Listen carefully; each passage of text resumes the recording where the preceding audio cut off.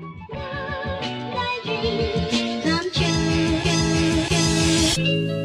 in to another edition of the JMU Sports News Podcast. I am Bennett Conlon. I'm joined by Jack Fitzpatrick, and we're close. We're not in a game week yet, but we are close. We're a week away from being a week away.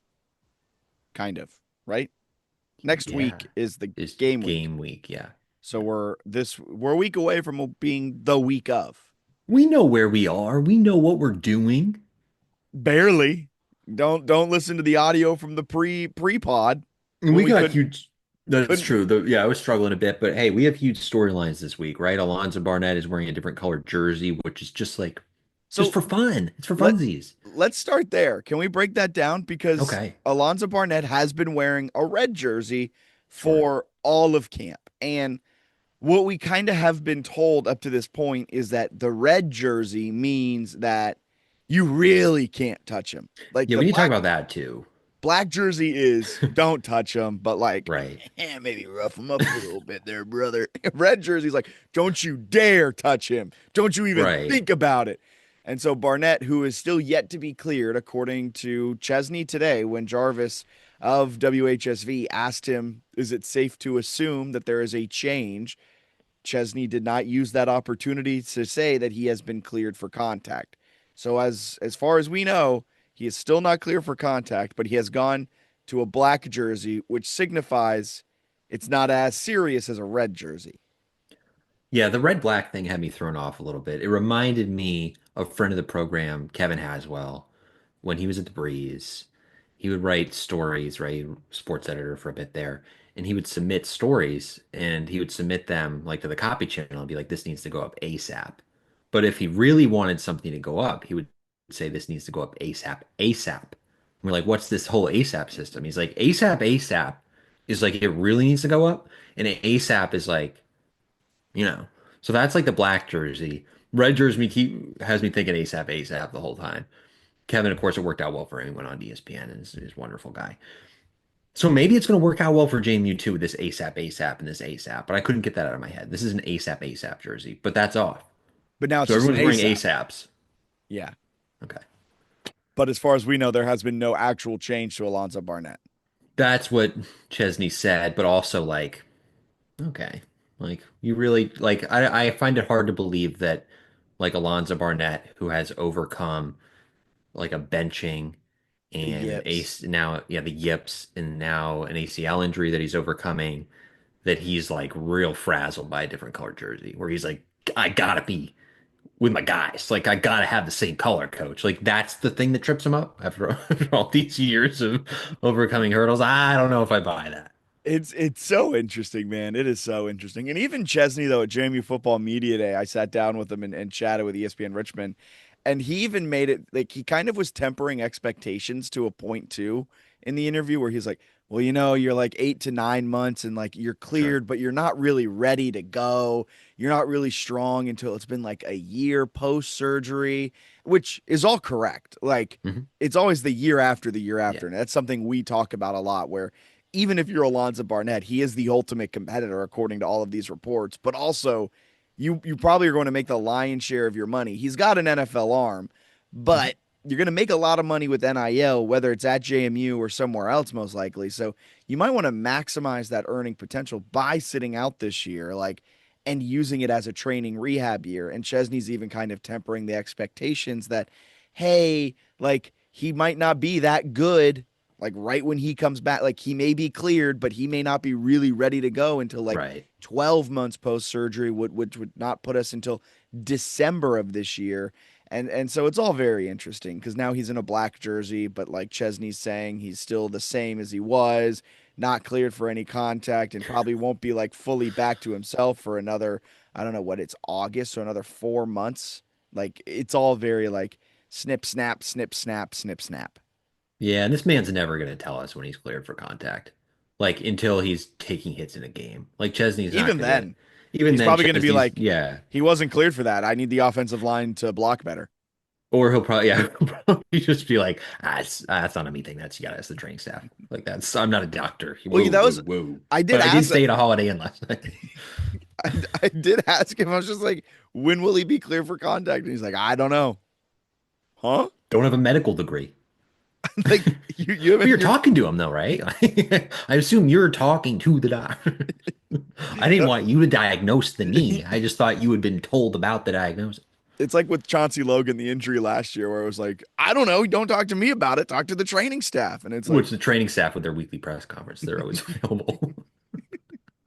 the Sun Belt just needs It's amazing. the Sun Belt just needs a medical report. They need an injury report to come How are out. they not there yet?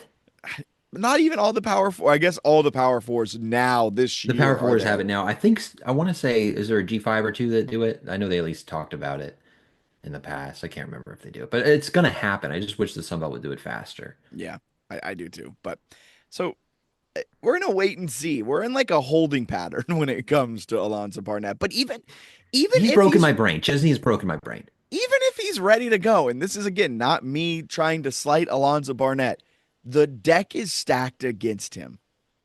Yeah, and he's broken my brain. Like Chesney's completely broken my brain. I agreed with you for months, right? I was like, oh, the deck is completely stacked against him. I still think like in my gut that Sluka's probably the guy, but then they're like, oh yeah, Cameron Coleman has game and like Sluka's got this running, he could have a running package for him. Barnett, oh my God, he's clearing all the obstacles. This guy is unbelievable. He's and then you were talking to Chesney and Chesney's like, yo, he's in teamwork too. Like he's doing some team He's stuff. doing Like, everything. He said he was yeah. doing everything, So he's doing everything. but And he's it's not like, cleared for oh, contact. not so he's not clear for contact. But then Sluka, you don't even really know what you're getting in practices probably because like the strength of his game is bulldozing your safety, like your starting safety, and they're obviously not going to have like him run Oklahoma drills against Jacob Thomas during the summer camp, probably. And if they did, Chesney wouldn't tell anyone that.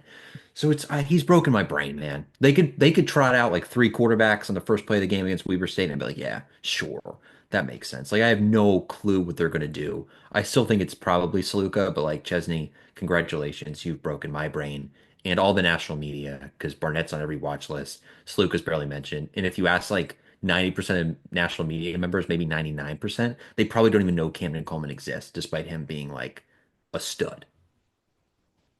And then on three, we'll be reporting things that we have been talking about for 7 months. Yeah, I like that on threes popping in. They're like, Chesney hasn't named a starter yet. And you're like, all right then. Thank Well, you. Big if true, right? Chesney tells us he has not yet to name a starter. He's also told us, local He's told media, everybody. Yeah, I mean, he'll he's tell been you. pretty open about it, actually. If you ask him if he's named a starter, he will say no and say no very quickly. So you're not special on three. I That's respect not the news. grind, but I like do, I do. And we were talking the other day on three kind of cracks us up sometimes with like how they word things. They had a great one the other day where they're like, on three has learned that 164, whatever the number was, 164 like all conference caliber or all conference selections from the G5 are now playing at P4s this year or something like that. On three has learned, like that sounds like counting. You just counted. Like those are lists are public, and then the transfers are public. They're on the rosters. So you just counted. On three is learned. It's not a scoop. It's simply math, like basic arithmetic. I that is I on three's strength is wording things to make it seem like they have scoops. Like Chesney has told us. He told everybody. I mean, yeah, you're not wrong in that he told you on three. On three has learned. Well, I guess you have learned. Like, that's not a wrong statement, but also that's a weird way to word math. Yeah, it's like when you have like publicly available things where it would just be like, WHSV has learned that Alonza Barnett was wearing a black jersey. It's like, well, yeah, they saw it and everybody else at practice saw it and then they made it public info and it's not a scoop. A scoop would be like Alonzo Barnett has torn his ACL the day after it happened. Right. That would have been good stuff. A scoop would have been Colin Hitchler likely to be named the next defensive coordinator, James Madison. A scoop we had. That would have been a scoop. Yeah, that's a scoop. We should Jamie Sports News has learned. Like we kind of did do that. We did. We were doing a lot of learning. And I didn't do as much counting. I should have done more counting on like who transferred where. I need to start doing that right after guys post it. John Rothstein always does a good job of that too. And guys like post where they committed on Instagram and he's like, so and so tells me. And it's like, yeah, we also You posted it to like 300,000 followers. He also told me then too in a weird way, I guess. He told us all. It was story time. I guess we're all being told. Yeah, but I do love the way they were wording things. That one had me cracking up. The lack of a starting quarterback as some sort of scoop. I think that was paywalled too. No, it wasn't. I think it was because somebody replied and they're like, that's paywalled? I was like, oh, all right, man. We That's should uh something we else. should start putting if that can go behind a paywall, maybe we should do everything for Jamie Sports News behind a paywall. All our learnings, all our learnings. Speaking of that, speaking of payment, I think it's time we whore ourselves out a little bit Go, here. go, go. Go, go. All right, you push me into the middle of the dance floor, why don't you? I don't want to do that. I want to keep my modesty. All right. Feel free to buy us a coffee. Buymeacoffee.com/Jamie Sports News. We greatly appreciate it. We've got a lot of stuff coming with some contributors we're bringing on. We've got an awesome, exciting announcement that's coming. Delvin Joyce will be sharing that here in the next week or so about what's coming with To the House. We are super excited for that. But to keep the wheels turning, to make sure that everything is running as smoothly as possible over here at the JMU Sports News World Headquarters, we would love if you could buy us a coffee. Buymeacoffee.com/JMU Sports News. However much you're able, we appreciate any little dollar. And it helps keep things running. Hosting fees, travel, and we're trying to get some merch off the ground too. That costs a little bit of money up front, but we just love to get any of that going. So buymeacoffee.com/Jamie Sports News. We'll probably use it for a beer or two with our friends over at Three Notched as well. Hell yeah. Was that good whoring out? That was really good, man. I'm proud of you. Go, go, go, go, go, go. All right. We're doing the trenches this week. Maybe Yes. some big picture talk. We're also doing the trenches. I posted listener questions a couple minutes before, and we actually have some, Oh, wow. Do which you want to always do makes listener me, questions first, or do yeah, you want let's to? weave those in. Okay. Well, then let's start with one listener question, then weave in some trench talk. Let's start Let's, offensive line talk. okay, you want to start offensive line talk. Let's start with Tim then, our good friend of the program, Tim, Yes. who has asked us, will we see the offensive line hockey style line changes again this season? And he says, while we're on hockey, who would be considered the offensive slash defensive line enforcers? Great question. While we're on hockey, the subject I have brought up I myself. do like that, yeah. So, what's your answer?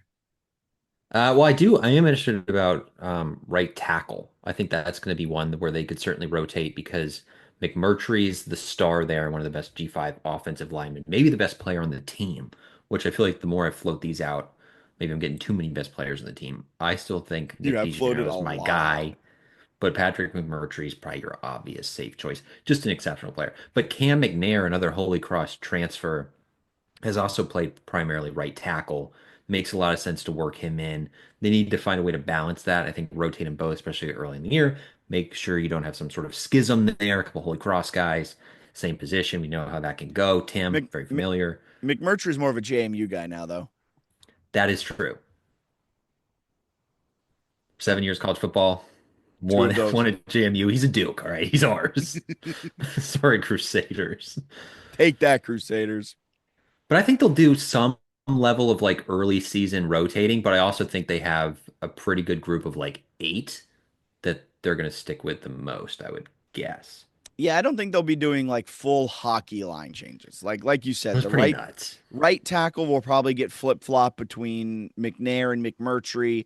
Who knows how like injuries may play a factor into all of this? Like we might see Sure. hockey style line changes with Weber State, but Yeah. like after that, I just don't know. Like they're really big into sports science, so when a player's showing that there's like signs of fatigue or Right. something, maybe that's when you flip. But I think they kind of got, and correct me if I'm wrong, this is all anecdotal, but it feels like they kind of got away from the hockey style line changes as Yeah. the season went on. Because I think they realized that, like, oh, we need some kind of cohesion and chemistry along the offensive line. So if someone needs a quick sub, maybe that way. But, Sure. like, we're likely going to see Zach Greenberg at center, Yep. flanked by Riley Robel and Carter Sweezy. Josh Toner will be a guy that's probably going to be swinging between them. And then McMurtry and Simmons on the outside at right tackle and left tackle respectively. And then Cam McNair probably spelling McMurtry a bit at right tackle. And then maybe even Josh Toner bumping out to left. I mean, Josh Toner is a literal Swiss Army knife who can play every. I think he has played every position along the offensive line at some point. Yeah, I won't be shocked actually if Toner starts at right guard.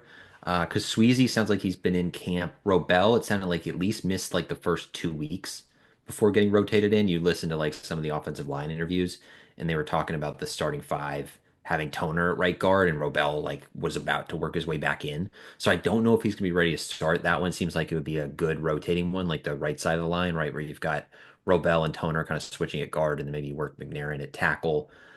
The left side, like Sweezy and Simmons, I feel like probably deserve the bulk of the snaps there, to be honest with you. And they're both really good players. You have some other options.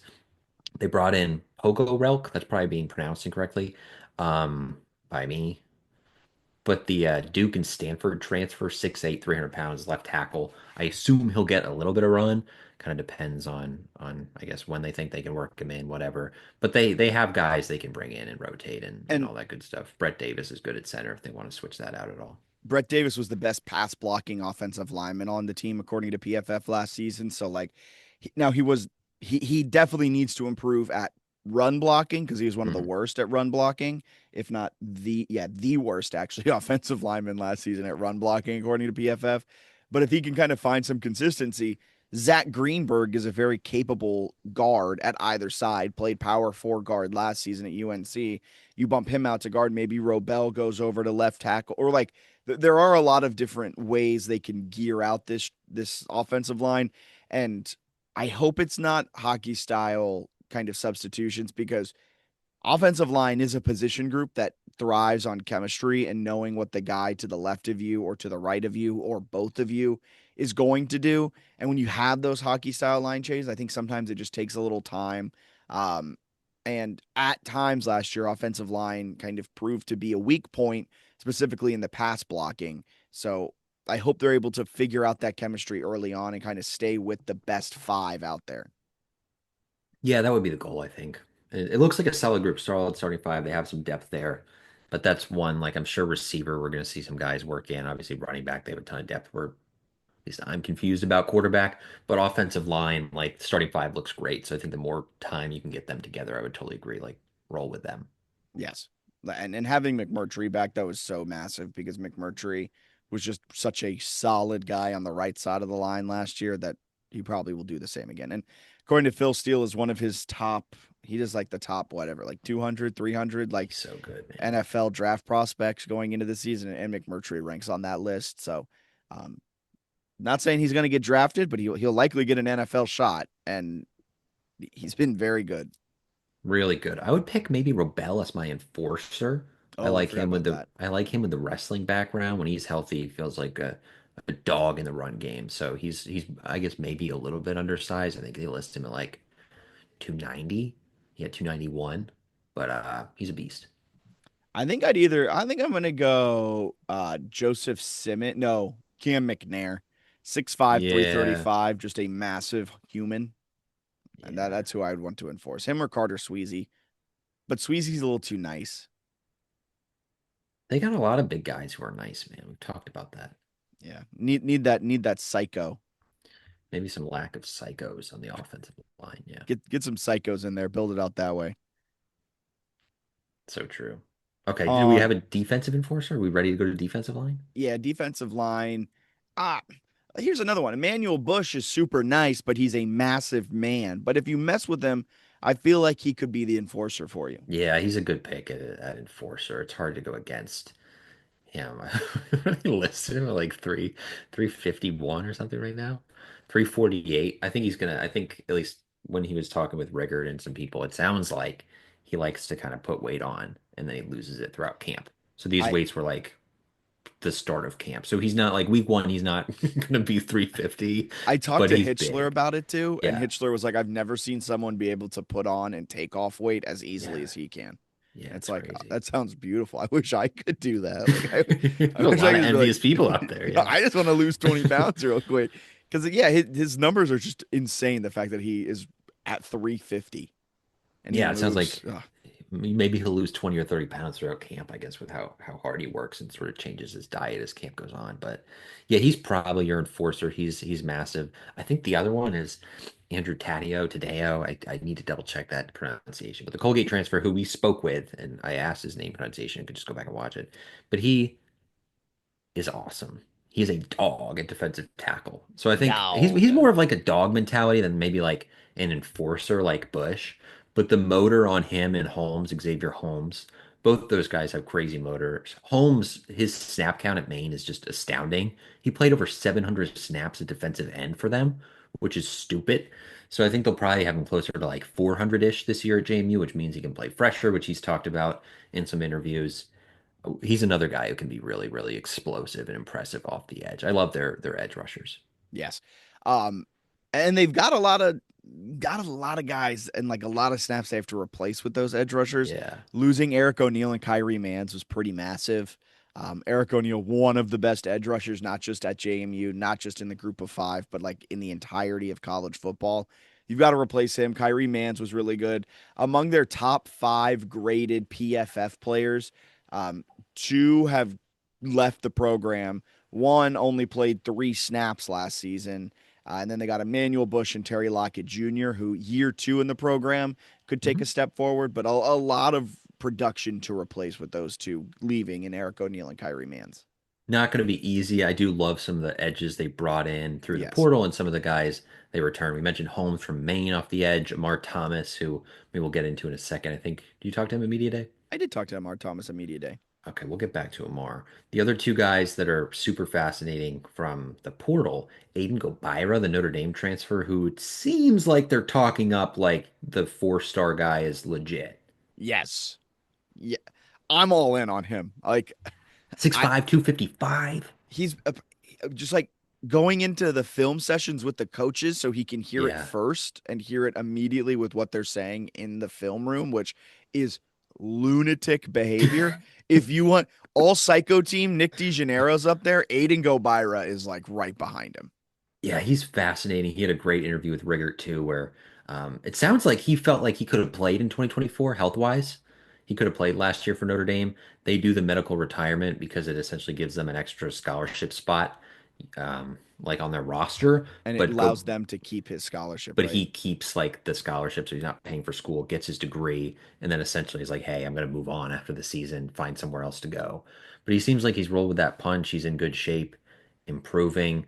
Him at the G5 level feels like it's going to be dangerous, man, because he has a ton of game, and the really only reason he didn't play at Notre Dame was injuries. He had a bunch of ligament tears in his knee, but he's healthy from that. He's got a legit chance to play. He's from Virginia. Year after the year after the year Yeah. after the year after the year after. He's gonna be good, man. I'm excited about him. And then the other guy, Turner Schmidt, a defensive lineman from Robert Morris, who our guy, Dave Plungus, the linebackers coach, was he coached him at Robert Morris Yep. and was adamant during the offseason that like this was a big spring portal target. Like we want this dude. And they get him. Mississippi State came in with a late offer, but he picked JMU. So they've got some guys along the defensive, like the defensive line is, and then oh by the way, there's Michael McMullen who was Sure. getting rave reviews last year. Oh by the way, Omar Thomas It's who is expected to take a step forward this year. Like was good, showed flashes of being really good, but never was able to fully put it together these last Mhm. couple of years. I think he's a rising redshirt sophomore, They got Richard Jr. now, so so he's he's been going to be a around a redshirt. while. So he's a redshirt junior, a rising redshirt junior, and he's expected to fill the role of Kyrie Mans. They Hmm. call it the field edge, which you play to the field side and you play a little more hybrid style where you Yeah. might drop in coverage, you might go back and rush. He said he's setting a goal for himself of 15 plus TFLs. Ooh. Okay. And I liked his approach because he said last season he felt like he was in the backfield a lot, but just didn't complete the tackle, and he was really upset Yeah, about it for himself. And his main goal this offseason wasn't sacks, which I think is a really interesting mindset I for an like that edge too. rusher. Yeah. He's not like, I want 15, I want 25 sacks. I want TFLs. If that's a sack, that's a sack. But I want to disrupt the game. I like that approach from the redshirt junior. So him, Sahir West, Sahir West is your guy Cole oh Webster's my getting like God. rave reviews and Cole Webster's everything. good, yeah. So Oh, by the way, you also have your homegrown talent that you've brought in. And in Mhm. today's day and age, no one stays anymore except for everyone that does stay. Yeah, you do have a lot of guys who have been around a while. And then they have Kels Busch too, who's played at LSU and Louisiana Tech, another 300 plus pounder who just kind of clogs the middle that hasn't been talked about as much. He's also wearing number 88, so maybe they work him in some like goal line packages. But he's Yeah, gonna that's be that's that's it. he's Because gonna Emmanuel be Bush is wearing zero. Are they going to put him in the backfield too? yes. Oh, He's okay. their fullback. Bush is the Oh, starting fullback. no, Joby's the fullback. What do you mean? Also for our Colgate guy, Tadio Tadeo, and I promise I will check next time. It's getting bad by me. Guess what number he's wearing? 42. 33. Ew. Weird. Weird. Don't like that number. They got a weird collection of numbers for some of these guys. But I'm excited to see how it develops because they do have a lot of talent on the defensive line. Some of it hasn't been in a JMU uniform before, but I don't know, man. It's a pretty darn good group. Now we've got a couple questions, and these are very good questions. We had the great one from Tim. Now a good one from JMU Hater. How many strokes am I going to have to take in order to make our golf match even? I don't know a lot about Richie Goodman's game, so it's a hard question to answer. I don't know anything about Richie Goodman's game, actually. We'll say none, man. We're ready to compete. Yeah, especially if Ben and I play a scramble. We're kind of Yeah, we don't know dogs the like that. rules. We don't know the Yeah, rules of we this don't know anything. competition. Is it all We're singles? Because if it is, you can count me out immediately. gonna I'm need there for more the love of the details. game. So, Duke Dog, this is Duke Dog's burner. Okay, okay.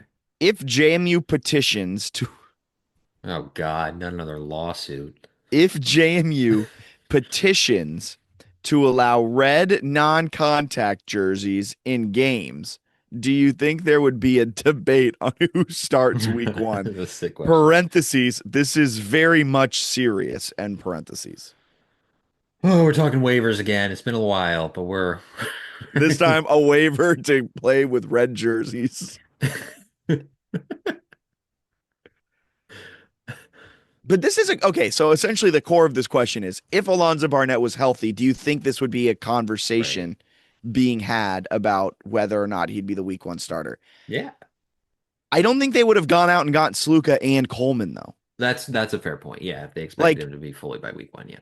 they would have gone out, I think, and gotten a transfer quarterback still, maybe to try and push him. Maybe Sluka. Maybe still Sluka, but I don't know if you go out and you get Coleman and Sluka. Probably not. I think part of the sell for both those guys to agree to come, knowing the other could come, was that the rain, like the incumbent starting quarterback destroyed his knee. Yeah.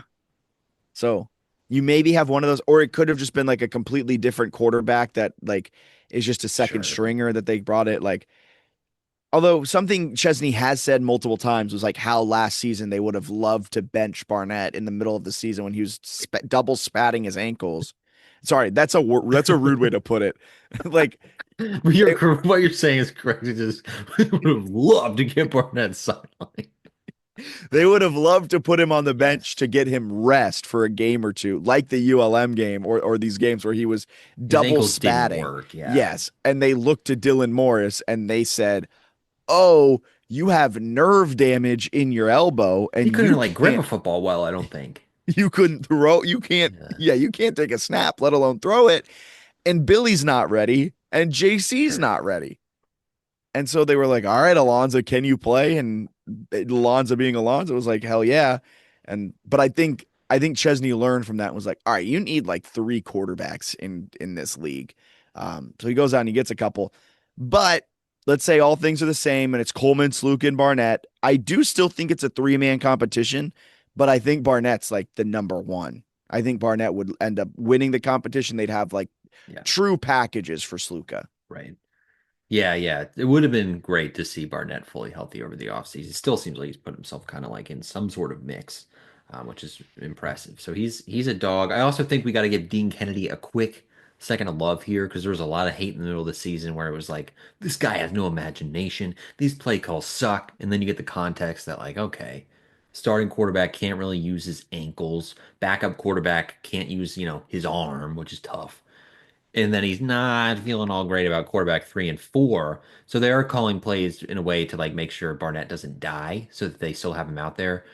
And then when they do call things, he's extremely limited in what he can actually do and execute. It becomes much harder to call an offense when you have like I a lack of guess. functional quarterbacks. I guess. Well, so I just want to see No, this year with like so much depth, does it look dramatically different, or does he have like, maybe some shortcomings? you're right. You are totally right. Where like now with the full context of the year, however, there were still the second half meltdowns against App State, against Marshall, with some of that on special teams as well. 1,000,000%. Um, so ULM, the crowd, super loud. I've heard crazy things about that crowd. I mean, I think they all went dressed as seats that night. Like I think that was Seat night. seat night, and so that's why we couldn't see any on ESPN Plus. But But they were uh, there. the reports were that it was really hard to handle. Weird year last year, man. 4-0 start and a 4-4 finish, and And then a now bowl win, they got three starting caliber quarterbacks. and 15 million running backs, and 500 wide receivers. Yeah, Chesney's comments about receivers continue to crack me up, where he'll be like, last year we loved like our top three. And then after that, he was like, "Ugh." This year he's like, I like about seven, which is pretty good. That's a I lot of also guys to like. I also love Chesney now and like this year's interviews where it's like, yeah, last year we had like four good players and the rest, and it's like, you did that. You put that team together. It was hard to put together though Oh, in it a was short really, period of but time. it's so funny. I like now this, Yeah. and after last year, he'd get mad at the media when they'd be like, rough outing today, right? And he'd be like, I want to see you have a good off season. And then Yeah. now everything's like, it's just how winning and like an off season does help things. And when you're at the first time actually probably being asked real questions in a a post game presser, because Sure. I don't imagine Holy Cross like there Holy was Cross had no expectations really. Like yeah, everything he did there was a bonus. and like so there was a learning curve last year, and it's just funny to hear him now. I think a little bit more comfortable with it all, Yes. where he's just like, yeah, we really liked our top two, some weeks three wide receivers, and after that, our quarterback position we had Alonza and then nothing, and then he goes out and just completely overcompensates this offseason when Oh he's yeah. just like Isaiah Alston, why not? Jordan Fuller, come on down. Braden Wislowski, you want to be a punt returner? Come on over. Nick DeGennaro, Landon Ellis, hell yeah, brother. Sluka, yeah. Coleman, hell yeah. Oh, by the way, we also got JC and Alonza. And then our running back room, why not keep everyone and then also bring in Jordan Fuller? It sounds like a plan to me. Yeah. I'm really imagining what those conversations were like with like the coaches where he's just like, I don't know, what if we just took like Richmond's entire passing attack? And they're like, what? No, just like all of it, but then also like the Holy Cross running game with Sluka, Fuller, and McNair. And it's like, you want all these? Yes. Yeah. What if we just did it all? Wait, did you hear about that Iowa State guy who is in the portal too? He's like 6'5" and just catches like 40-yard bombs. Coach, we already have one. His name's Zeron Collins. We have another 40-yard just monster. Yeah, but what if we had two? What if they all get injured though? Oh, okay. I'm thinking also, why don't we just add, call me crazy, but Braden Wislowski. It was great. The amount of receivers they have, where he's like, I love about seven of them. It's like that's a lot. That's a lot to love. You look like you might have a rushing offense. Like who the seventh guy who you love is going to catch like four balls this year? How do you Yeah, convince them to come? God. They better be good, man, because they're loaded. I mean, offense might be really good. All right, next question. Who's the best kept secret on the defensive line? Not named Sahir West, Bennett. I know this is a good question from Aiden Schultz. Just an absolute ball knower question to predict the answer and then take that away as an answer. Whew, he got me. Um, God, a secret, one of those good old secrets. I kind of want to say Cole Webster, the freshman, 6'3", 290, defensive tackle, seems like he has a lot of ability. I just feel like everyone else, and this is maybe a little bit skewed since we have like a sicko brain and we usually talk like via text between ourselves and some group chats about like everyone who plays at all. But Webster's like the one name that I think fans don't know at all, probably, who could develop into like a really nice piece. I'm gonna take Ben Hofer's answer and Was go his answer? Aiden go Byra. That's fair. Just man, he is. If he stays healthy, the way that that coaching staff was talking about him, the dude might produce like a double-digit sack season before we even reach week 8. That's just like the sickest portal find too, where it's like a medically retired Notre Dame player might be like an all Sun Belt player. There was a Sure. we were talking with Drew Kanan, the special teams coordinator, and he's also the tight ends coach. Yeah. Another sick transfer find was Lakota Mm. Dippery, the Charlotte tight end. defensive end who we thought was going to be a defensive end. And then it's like, I'm playing tight end. We're like, oh, Coach Kanan was talking about how he was committed 100% to Holy Cross as a tight end. And then, did you know this story? I did not.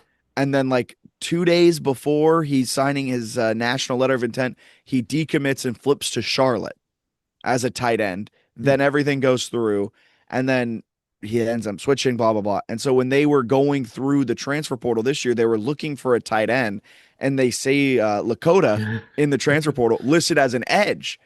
And they go, let's see. And they call him, and they're like, we got a spot for you, but it's tight end. And he's like, well, I kind of want to keep it edge. He loves And, playing defense. Yeah, he ended up loving it, right? and yeah, so they got him to switch. It's an insane story. It'll be out. Drew Kanan's like full breakdown of it. It was like a 5-minute answer walking us through Yeah. the story. We'll be on Talking Dukes, not this week, but next. That's pretty exciting stuff because, yeah, it seems like he loved playing defense, but was down to like try it for this coaching staff and is now like getting his feet wet and get the understanding back. His brother, right? NFL, he's fighting He's for a on it. roster spot, I think. Yeah. Yeah. That's a tight end. So, like they're pretty good at tight end. He seems like he'd do a lot though, but certainly that's a guy you would trust blocking given the fact that he was like obsessed with creating contact off the edge position. Crazy, man. That's a Like, nice get for them. so two just like hilarious portal finds. One medically retired player, and the other you've switched his position for like his fourth time in his college career. They're really good at finding guys in the portal. Yes. Yeah. I, that I am that's another reason why I'm bullish on this team going into it. Like the guys they were able to like really recruit last year were all home runs. Yeah. Eric O'Neill was elite. Pat McMurtry, granted that one's a little different because he came over with Holy Cross, but like McMurtry's one of the best group of 5 tackles out there. Just so many guys up and down this roster that they were able to spend the time. Kyrie Mans was really, really good. Yeah. Um, and now they had a full offseason where they didn't really go out and they didn't get many power 4 Hmm. guys like Isaiah Alston, sure, but most of his production came at the group of 5 level. Like Chance Harley, was it Chance Harley or Mekhi Rogers played at Maryland, but like Harley, yeah. start, man, they got some guys. They really do have some guys. So it's like everywhere. So it's going to be an exciting season, I think. I mean, they look like they're loaded. I like where they are in both trenches, offensive and defensive line. I mean, they get into it quick, right? Where you've got FCS game, but then you go Louisville, bye week, Liberty, Georgia Southern. Like that's a pretty important 3 game If you start 4-0, stretch. if you start 4-0, it's insane. You're in the driver's seat for the playoff if you start 4-0. Yeah. Even if you start 3-1, like your You're season's right not there. over. Yeah. Yeah. You are you're a one Boise State slip up away, and they don't have Ashton Genty this year. And even if they start kind of slow and let's say they lose a couple or whatever, it's still probably going to be very much in the Sun Belt title race for much of the season. So Even if you that's lose that Georgia yeah. Southern game, because Yeah. the East probably won't be as strong. Like It's gonna th- be I think the East will have some beating up of each other. 3 losses will probably get you in the Sun Belt championship from the East. Very possible, right? If you get the tiebreakers going your way and stuff, I think it's Yeah. gonna be a dogfight. So it's exciting, man. That Louisville game is huge, but even if you're just competitive there and then you can win out from there, you got a chance to be in the mix. I mean, this is an unbelievably talented roster at every position. They cooked in the portal. The fans, pat on the back. What an off season for us. What an off season that we had. We put We in the did work. it, We put in the work. We did what we needed to do. Now we Adrian. That we kick our feet up, we drink some beers, and the pressure's on them because we did our job. And now it's up to them to bring us a Feet up, championship. feet up in the lazy boy, gin and tonic in hand, and we Or if are you're Kurt good. Signetti, like a diet vodka tonic soda psychopath I drink. thought he was a gin and tonic or like diet gin and diet tonic guy. I thought it Wasn't was it like gin? vodka and diet tonic or something disgusting. It was like, what are you thinking? Don't say that out loud. I think it's Crazy gin man. and diet tonic. I'm gonna look it up, but it was definitely diet tonic, like psycho behavior. Yeah, but the botanicals. We also I need I need him to get into Chesney, to get into a little bit of a beef with the Weaver State coach, similar to how Biff was mad that they were scoring late in the game. I want that to be like an annual tradition. Here's a question: of all the coaches on the roster, who is the most likely to get into a little post game scuffle with Oh, Chesney? like with Chesney, Yeah, because like like the opposition. yeah, like Biff Poggi was probably the one that we would have guessed I wasn't preseason. sure if you were going to ask like an assistant who would do the heavyweight belt to an opposing crowd because No, we don't Pat have Coons any was Pat Coons. doing that for hours. We've had some great fan interactions between, or like even player stuff between that, and then obviously the Eric O'Neill arrow. Somebody has to take the charge this year and do something reckless. But who is Chesney going to get into a post game altercation with? I feel like the Sunbelt coaches are pretty chill outside of Ronnie. Like Ricky Ronnie would be my guy because he was like being a freak last year when there was like onside kicks and stuff. I was like, chill out, dude. So he would probably be my pick. And the other one that I think could be interesting is maybe Chadwell. But Chadwell seemed like he had more of a beef with Signetti. Signetti hated that guy. Really? Yeah, they had like a weird relationship. I think Signetti thought he was like fraudulent. Wait, how did I miss this beef between the I feel like two? the DNR was commenting on that, where like I guess they had some icy interactions at like media day and stuff. I don't think Signetti had all that much respect for Jamie Chadwell, and they demolished them multiple times, and he was like, "This is what I do." So he didn't seem to like Chadwell, I guess. That's such an interesting one for him to not like because he barely played him when he was at Coastal. Also, wasn't even like competitive. Like that's your Yeah, beef is like the guy you're just like pounding on. You're like that guy. you beat him by a combined like 150 to 14, and you're like, I hate him. All right, man. But I would love a good like on homecoming, Ronnie's kind of talking trash. They got the Monarchs flying around, playing well.